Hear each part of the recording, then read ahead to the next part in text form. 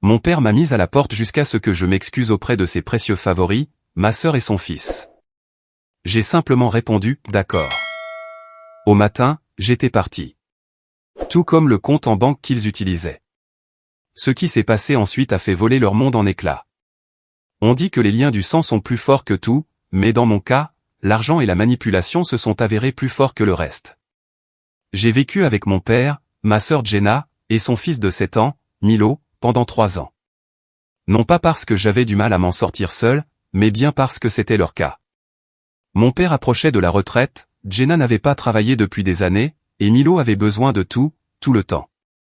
Des vêtements, des visites chez le dentiste, les frais de scolarité, encore plus de vêtements.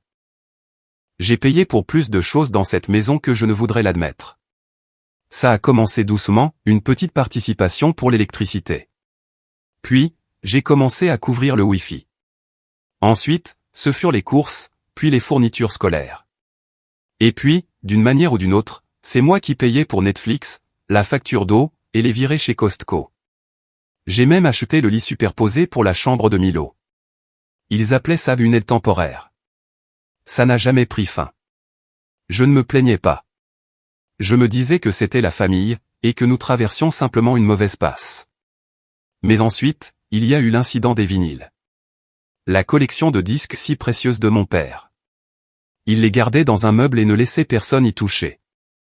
Ce jour-là, en rentrant d'une journée de travail épuisante, j'ai ouvert la porte et j'ai trouvé des disques éparpillés sur le sol, des disques noirs recouverts de marqueurs fluo. Milo était assis au milieu de tout ça, les jambes croisées, des feutres Sharpie sans capuchon dans chaque main. Je n'ai pas crié. Je lui ai demandé calmement qui lui avait donné les marqueurs. Il a dit que c'était Jenna, qu'elle lui avait dit de s'occuper pendant qu'elle faisait une course. Le salon tout entier ressemblait à un atelier d'art pour tout petit. Jenna est rentrée une demi-heure plus tard et a pété les plombs. Pas contre Milo, non, contre moi. Elle a dit que je n'avais aucun droit de questionner son fils, affirmant que je l'avais traumatisé. J'étais abasourdi. Elle ne s'excusait même pas pour les disques, elle s'est juste lancée dans une tirade sur le fait que je jugeais constamment sa façon d'être mère. Mon père est entré au milieu de la dispute. Il a regardé les disques détruits, puis m'a regardé comme si c'était moi qui l'avais fait. Jenna a sorti les larmes de crocodile et a dit que j'avais fait pleurer Milo. Mon père est resté là, les bras croisés, et m'a dit que je devais m'excuser. J'ai cru qu'il plaisantait. J'ai attendu qu'il rie ou qu'il réalise au moins à quel point tout cela était absurde. Mais non, il a campé sur ses positions. Il a dit que ce n'était pas la première fois que j'avais dépassé les bornes. Je lui ai demandé très directement s'il était sérieux. Il a répondu, soit tu t'excuses, soit tu pars. Comme ça. Sans discussion. Je les avais aidés pendant 3 ans, j'avais payé leurs factures, payé leur nourriture, annulé des rendez-vous parce qu'ils avaient besoin que je les conduise, et mis mes propres dettes en attente pour acheter des choses dont ils avaient besoin. Et maintenant, on me mettait à la porte parce que je refusais de me plier à ma sœur et à son gamin.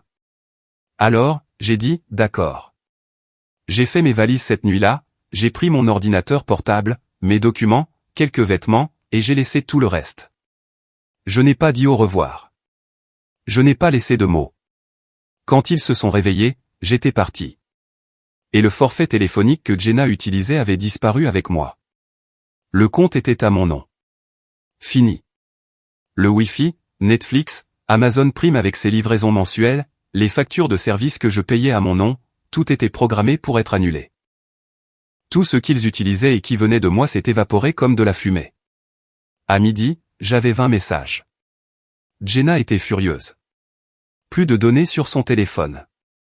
Milo ne pouvait pas regarder ses dessins animés. Papa a appelé 2 fois pour demander pourquoi l'eau était coupée. Ma cousine Jamie m'a envoyé un texto, perplexe, parce qu'elle avait entendu une version étrange de l'histoire de la part de Jenna, quelque chose à propos de moi qui serait parti en claquant la porte, folle de rage. Je les ai tous ignorés. Ce qu'ils n'avaient pas compris, c'est que je ne partais pas seulement, je coupais complètement les ponts. 3 jours ont passé avant que mon père n'essaie de rappeler. Jenna avait déjà laissé 5 messages vocaux remplis de menaces à demi-voilées et de supplications. Tu n'étais pas obligé d'être si dramatique. Milo ne comprend pas pourquoi tu es si cruel. Et ma préférée, tu dois grandir et rentrer à la maison. Comme si j'étais l'enfant dans cette équation. Je n'ai pas décroché. Je n'étais pas prête à parler. Et honnêtement, je n'avais plus rien à dire. Ce qu'il n'avait pas encore remarqué, c'était à quel point j'avais été impliqué dans le fonctionnement de cette maison. Je n'aidais pas seulement avec les factures. J'avais créé tout un écosystème autour d'eux. C'était moi qui avais les identifiants pour l'assurance. C'était moi qui payais les vignettes de la voiture, qui prenais les rendez-vous, et même qui recommandait les lentilles de contact de Jenna quand elle n'en avait plus. Chaque fois qu'il disait « Chérie s'en occupera », il ne plaisantait pas. Eh bien, Chérie en avait fini. Le premier vrai coup dur est arrivé à la fin de la semaine. La facture d'électricité de mon père était en retard et le courant a été coupé en 48 heures. Il m'a appelé en panique, sans même prendre la peine de me saluer, se lançant directement dans un sermon sur la responsabilité. Je lui ai demandé s'il voulait que je m'excuse à nouveau. Il a raccroché. Puis, l'assurance auto de Jenna a expiré. Sa voiture a été remorquée d'un parking. Elle m'a appelé en pleurant, hurlant que je les avais abandonnés, et m'a dit que Milo avait peur parce qu'ils avaient dû rentrer à pied dans le noir. Je n'ai pas répondu à cet appel non plus. Chaque semaine, quelque chose d'autre s'effondrait. Le frigo est tombé en panne et personne n'était là pour programmer une réparation. Le compte de la cantine de Milo était vide. Le téléphone de Jenna a complètement cessé de fonctionner. Il n'avait aucune idée du nombre de choses qui étaient gérées discrètement par moi, parce que je ne m'en vantais jamais. Je le faisais, c'est tout. Mais le plus ironique dans tout ça? Je continuais de rembourser des dettes contractées pour couvrir leurs frais de vie. Des factures de cartes de crédit avec leurs courses dessus. Une facture de vétérinaire de 1000 € pour leur vieux chien qui n'était même pas le mien. À un moment donné, je payais plus pour leur vie que je ne dépensais pour la mienne. Et maintenant, ils étaient aux abois. La maison se fissurait de toutes parts sans moi, et ils étaient trop têtus pour l'admettre. Puis sont venus les messages aux proches. Apparemment, Jenna avait commencé à contacter les cousins, les tantes, les amis de la famille, quiconque voudrait bien l'écouter, en racontant une version de l'histoire où j'étais parti après une dispute, abandonnant ma famille dans le besoin. Elle avait omis le détail où il m'avait donné un ultimatum à cause d'un enfant de 7 ans qui avait gribouillé sur des disques irremplaçables. Un par un, les gens ont commencé à m'envoyer des messages. Certains étaient curieux, d'autres prenaient leur parti, mais quelques-uns, juste quelques-uns, demandaient ce qui s'était vraiment passé. C'est là que j'ai tout raconté à ma tante Colline. C'était la seule personne que je savais imperméable au numéro de Jenna. J'ai tout déballé depuis le début, comment je les avais soutenus pendant des années, comment les dépenses n'avaient cessé de s'accumuler, comment on m'avait mise dehors pour ne pas m'être excusé auprès d'un enfant qui avait détruit quelque chose auquel il n'aurait même pas dû toucher. Colline n'a pas répondu tout de suite, mais quand elle l'a fait, elle a posé une seule question, as-tu vraiment couvert tout ça pour eux? Je lui ai envoyé des captures d'écran, des reçus, des paiements, des textos de Jenna demandant de l'argent, même la dernière facture de service que j'avais payée. Elle a répondu par 3 mots, je te crois. Je pensais que c'en était fini. Je n'avais aucune idée de ce qu'elle ferait ensuite. Mais quoi que ce soit, ça allait tout changer. Tante Colline ne les a pas confrontés directement, pas tout de suite. Ce n'est pas son style. Elle travaille lentement, discrètement, mais quand elle passe à l'action, c'est comme un train de marchandises. On ne le voit même pas venir avant qu'il ne vous percute. Je pensais qu'elle voulait peut-être juste comprendre. Peut-être qu'elle garderait ses distances avec toute cette pagaille. Mais ensuite, j'ai reçu un texto de ma cousine Erika. Elle demandait, tu as entendu parler de la croisière? Non. Apparemment, notre grande famille élargie prévoyait une croisière d'été pour l'année suivante, un énorme voyage de 10 jours en Alaska, tout le programme. C'était Colline qui organisait. Elle avait déjà commencé à former des groupes, à envoyer des liens de réservation. Tout le monde en parlait dans le groupe de discussion familiale dont je ne faisais plus partie, merci à Jenna. Elle m'en avait retiré après avoir commencé sa petite campagne de victimisation. J'ai donc demandé à Erika si papa, Jenna et Milo y allaient. Sa réponse, non. Ils ne sont pas invités. Au début, j'ai pensé qu'elle voulait peut-être dire qu'ils n'avaient simplement pas encore réservé. Mais non. Colline avait explicitement dit à la famille que certaines personnes n'étaient pas les bienvenues pour ce voyage. Elle n'a pas donné de nom dans le chat, mais tout le monde savait. Je ne savais même pas quoi dire.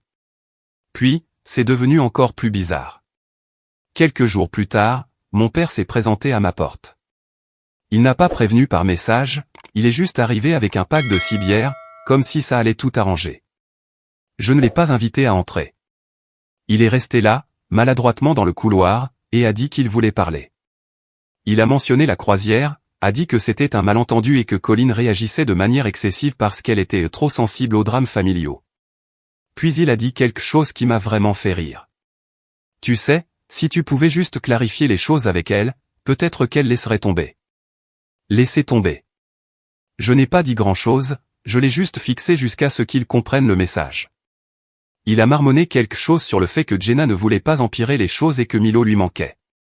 C'était la meilleure. Il est parti au bout de 5 minutes. 2 jours plus tard, Jenna a essayé d'appeler. Comme je n'ai pas répondu, elle a laissé un message vocal qui oscillait entre les excuses et les reproches, m'accusant d'avoir monté la famille contre elle. Elle a dit que j'agissais comme une étrangère, comme si c'était moi qui déchirais la famille. Je n'ai pas répondu.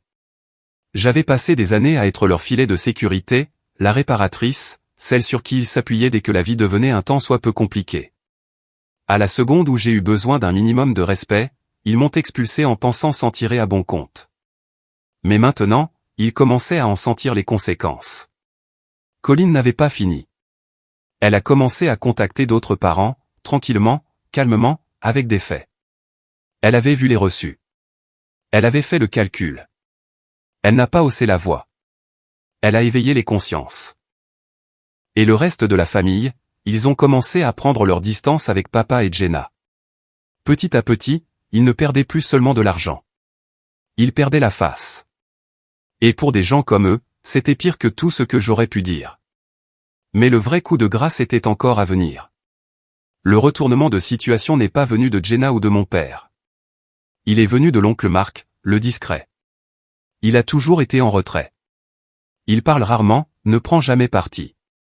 Je n'avais pas eu de ses nouvelles depuis des mois quand il m'a soudainement envoyé un texto, « Appelle-moi quand tu peux ». Quand je l'ai fait, il a sauté les salutations et m'a directement demandé, « Ont-ils utilisé tes informations pour leur déclaration d'impôt ?» Je n'ai même pas eu besoin de réfléchir. Je savais déjà où il voulait en venir. Quelques années auparavant, Jenna m'avait convaincu de la laisser déclarer des crédits d'impôt pour enfants sous mon nom.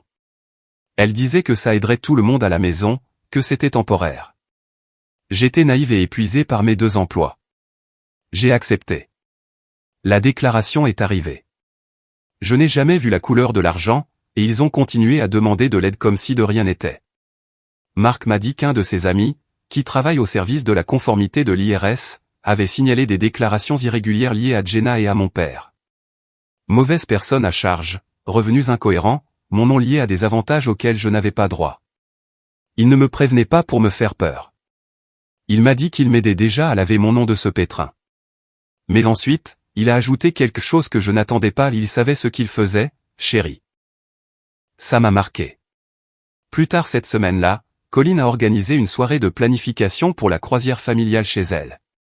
Tout le monde était invité, sauf papa, Jenna et Milo. Mais bien sûr, ils se sont quand même pointés. Erika m'a tout raconté cette nuit-là, par texto en majuscule. Jenna a fait irruption comme si de rien n'était, a commencé à crier qu'elle était exclue et a prétendu que j'avais monté toute la famille contre elle. Papa se tenait derrière elle, silencieux, mais la laissant clairement mener l'assaut. Jenna a dit que c'était mal de punir Milo pour des drames d'adultes. Colin n'a pas crié. Elle a juste posé une question. Peux-tu rembourser chérie pour tout ce qu'elle a payé au cours des 3 dernières années? La pièce est devenue silencieuse. Jenna a commencé à noyer le poisson. Papa a marmonné que ce n'était pas une question d'argent. C'est à ce moment-là que Marc s'est levé, pour la première fois depuis des années, et a posé une petite pile de relevés imprimés sur la table, service public, courses, factures de téléphone, abonnements, tous à mon nom. Il n'a pas dit grand-chose. Il n'en avait pas besoin. Colin s'est tourné vers eux et a dit qu'ils étaient officiellement des invités. Non pas à cause de moi, mais parce qu'ils m'avaient utilisé, qu'ils avaient menti à ce sujet, et qu'ils avaient ensuite essayé de me faire passer pour la méchante. Elle leur a dit sans détour que tant qu'ils n'auraient pas remboursé ce qu'ils avaient pris et réparé les choses, ils ne seraient les bienvenus ni pour la croisière, ni chez elle. Jenna s'est mise à hurler. Papa s'est juste retourné et est parti. Personne ne les a suivis. Cette nuit-là, j'ai de nouveau été inondé de messages. Jenna alternait entre excuses et accusations. Papa a demandé à parler.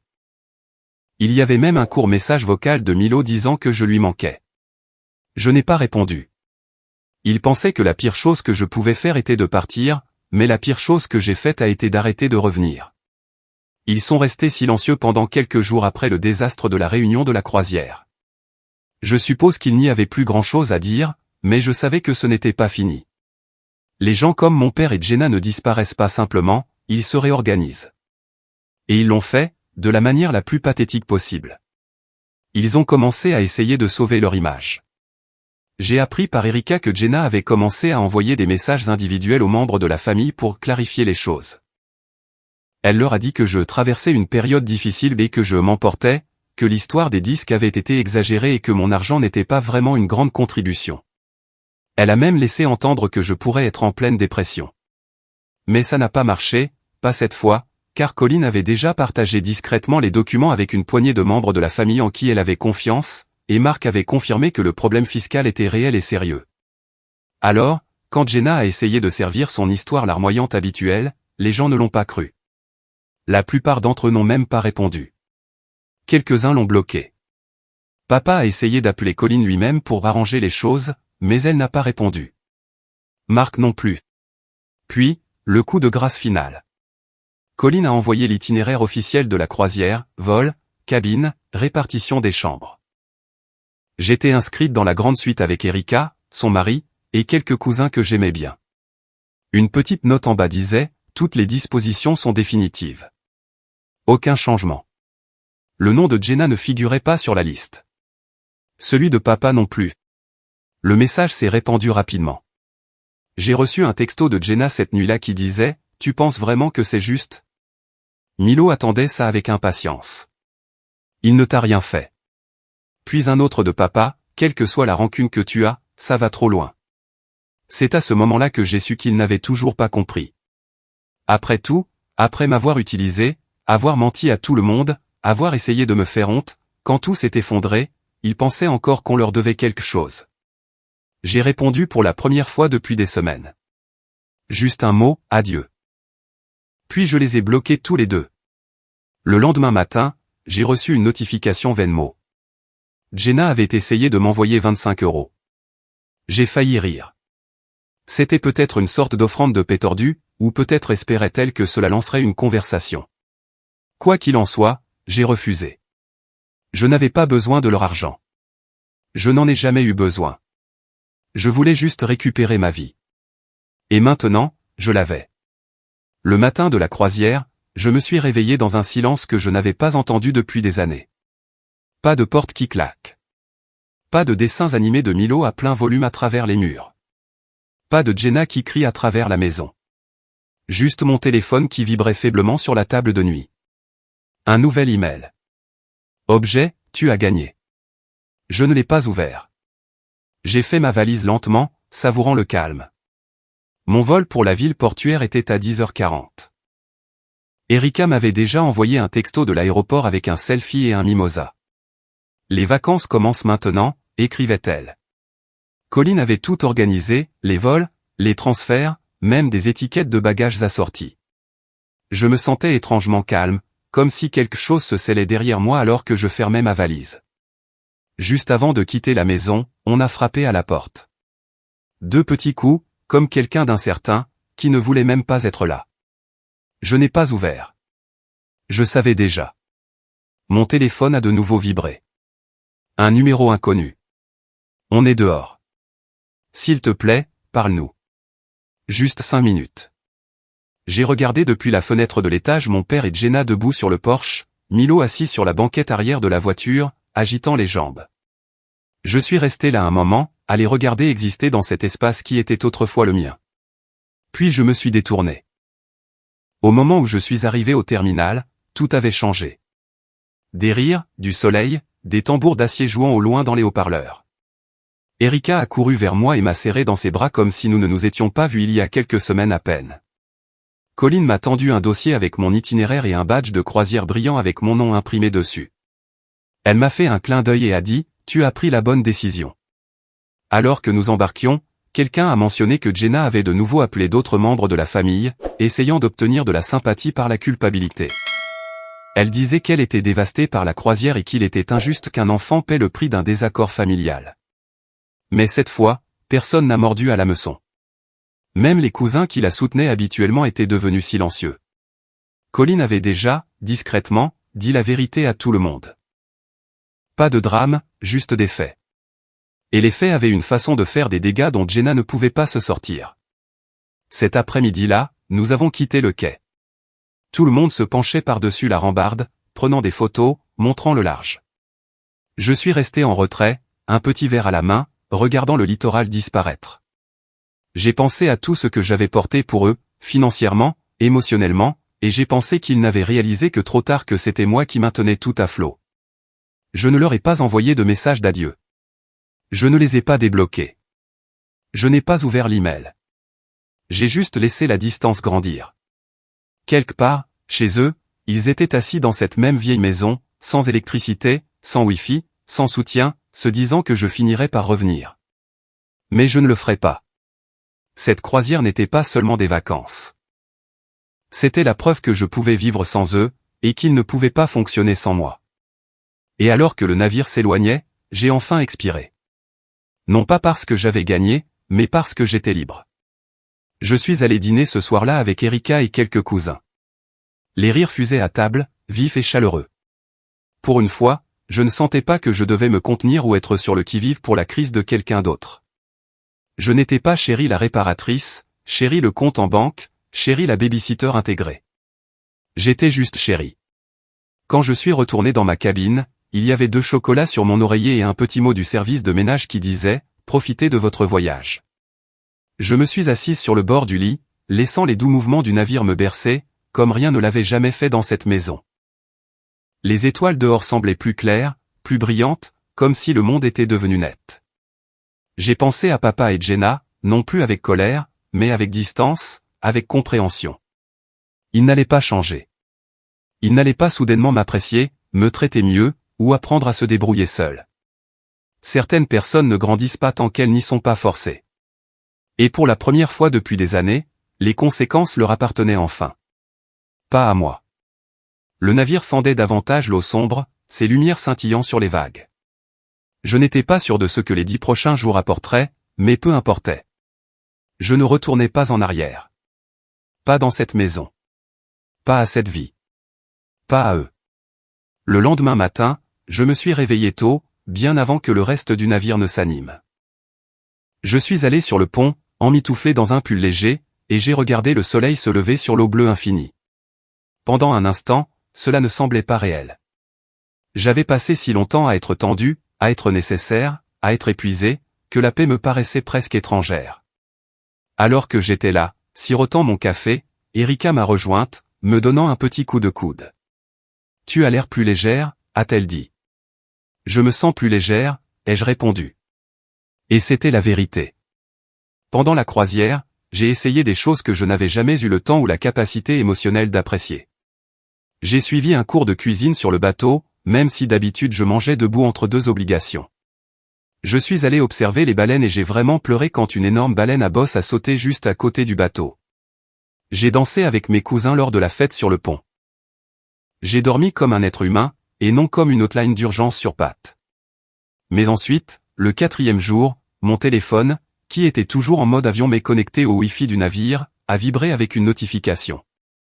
Un nouvel email, même expéditeur, même objet, tu as gagné. Je ne l'ai toujours pas ouvert. Au lieu de ça, je l'ai archivé avec les autres. Ce soir-là, après le dîner, Colin m'a trouvé assise au piano-bar, écoutant un homme jouer de doux standards de jazz. Elle s'est assise à côté de moi, a pris une gorgée de ma boisson sans demander, et a dit, « Tu sais que tu as fait ce qu'il fallait. » Je n'arrête pas de me demander si je devrais me sentir coupable, ai-je dit doucement. Coupable de quoi? D'avoir fixé des limites? D'avoir choisi de ne pas laisser les gens te traiter comme une ressource au lieu d'une personne? Je n'ai pas répondu. Colin s'est adossé, croisant les mains. Tu leur as donné plus que la plupart ne l'auraient fait, plus qu'ils ne le méritaient. Et quand ils t'ont poussé au-delà de tes limites, tu es parti. Ce n'est pas de la cruauté, chérie. C'est du respect de soi. J'ai dégluti difficilement. Et si Milo pense que je l'ai abandonné? Son expression s'est adoucie. Tu ne l'as pas abandonné. Sa mère l'a fait. Ton père l'a fait. Les enfants comprennent plus de choses que les adultes ne le pensent, mais ils apprennent aussi des choix des adultes. Milo grandira et apprendra la vérité un jour. Et quand il le fera, il saura que tu n'es pas parti à cause de lui. Tu es parti pour ne plus être utilisé.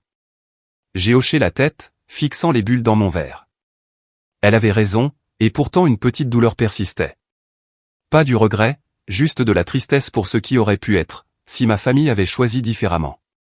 Le reste de la croisière s'est déroulé dans un flou doré. Des couchers de soleil, des rires, des moments calmes sur le balcon. Et lentement, morceau par morceau, le poids que j'avais porté s'est desserré et est tombé. Quand nous avons finalement accosté et que j'ai remis le pied sur la terre ferme, mon téléphone s'est entièrement reconnecté au réseau. Il a vibré sans arrêt pendant une minute entière. Des messages vocaux, des emails, certains de numéros que je reconnaissais, d'autres non. J'ai appuyé sur tout supprimer. Je n'emportais rien de tout ça avec moi. De retour à la maison, le silence de mon appartement semblait différent. Pas vide, paisible. Le mien. Au cours des jours suivants, j'ai entendu des choses par des oui-dire. Jenna s'était lancée dans une diatribe dans le groupe de discussion familiale sur la façon dont la croisière avait détruit l'année de Milo. Papa avait essayé d'attirer la sympathie en affirmant que j'avais tout mal compris et qu'il ne m'avait mise dehors que parce que j'avais réagi de manière excessive. Mais plus personne n'y croyait. Les gens voyaient clair dans leur jeu maintenant. Colin et Mark s'en étaient assurés. Un soir, j'étais assise sur mon canapé en train de manger un plat à emporter quand mon téléphone a de nouveau vibré. Un message d'Erika: tu devrais savoir que ton père et Jenna ont essayé de se pointer chez Colin aujourd'hui. Elle leur a dit de partir et de ne pas revenir avant d'avoir remboursé chaque centime. J'ai fixé le message, sentant quelque chose changer en moi. Pas du triomphe, pas de la colère, juste un sentiment de clôture. Quelques jours plus tard, j'ai reçu un autre message d'Erika: ils ont du mal. Vraiment du mal. Plus personne ne veut les aider. Pendant un instant, je me suis demandé si je devais me sentir mal. Et c'était un peu le cas. Mais ensuite, je me suis souvenu des années, 3 longues années, où j'ai maintenu tout ce foyer à flot pendant qu'ils me traitaient comme un inconvénient, un portefeuille, une servante. Ils avaient profité de ma gentillesse jusqu'à ce qu'il n'y ait plus rien à prendre. Maintenant, ils faisaient face à la vie sans le filet de sécurité qu'ils avaient eux-mêmes déchiqueté. J'ai posé mon téléphone et je suis retourné à mon film. Les semaines ont passé, puis les mois. Les messages se sont raréfiés, puis ont cessé. Jenna a essayé une dernière fois de me joindre, une autre demande Venmo de 25 €, cette fois avec la légende « Parlons ». Je l'ai refusé en silence. Papa a envoyé un dernier message vocal: « Chérie, je ne sais pas ce qui s'est passé. Je ne sais pas pourquoi tu fais ça, mais tu nous manques. Tu me manques. Peut-être qu'on peut arranger ça. » Je l'ai écouté une seule fois. Puis je l'ai supprimé. Non pas parce que je les détestais, mais parce que je refusais de recommencer une histoire qui était déjà terminée. Un matin au début de l'automne, j'ai reçu une carte postale. Pas d'adresse de retour, mais j'ai reconnu l'écriture. C'était celle de Milo. Juste 3 mots, grands et maladroits: tu manques, chérie. J'ai pressé la carte contre ma poitrine et j'ai fermé les yeux. C'est le seul message que j'ai gardé. La vie a continué. J'ai pris un nouveau travail, je me suis fait de nouveaux amis et j'ai commencé à suivre une thérapie pour la première fois. Je me suis reconstruite, non pas autour du besoin d'être nécessaire, mais autour du besoin d'être entière. Ma famille n'a pas changé. Ils n'ont pas grandi. Ils ne se sont pas excusés. Mais moi, si. Un soir, des mois après la croisière, j'étais assise sur mon balcon, regardant le ciel passer de l'or au violet. Pour la première fois, je me sentais complètement, tranquillement contente. Non pas parce que tout était parfait, mais parce que j'étais enfin sorti d'une vie qui m'épuisait. Les gens pensent que le contraire de l'amour est la haine, mais ce n'est pas le cas. C'est l'indifférence. Et pour la première fois, je ne ressentais rien en pensant à eux. Pas de colère, pas de tristesse, pas de ressentiment. Juste de la distance. Une distance douce et nécessaire. Je n'ai pas gagné. Je n'ai pas perdu. Je suis juste parti.